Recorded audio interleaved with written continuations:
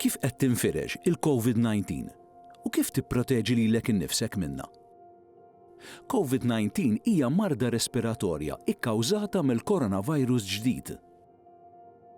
Huwa jiġi trasmess minn persuna għall-oħra prinċipalment permezz ta' qtar mingħand persuna li tkun infettata, speċjalment meta wieħed jitkellem, jisol jew jatas.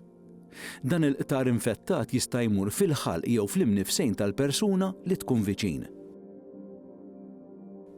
Dan il-qtar jivvjaġġa għal madwar metru u jsib postu fuq l-uċuħ tal-affarijiet. Għalhekk, huwa importanti li jitnattfu l-uċuħ tal-affarijiet b'mod regolari, partikolarment dawk li jkunu fil-viċinanza ta' nies infettati bil-COVID-19. L-idejn jistgħu jiġu f'kuntatt ma' ħafna affarijiet li faċilment jistgħu jiġu kontaminati bil-virus.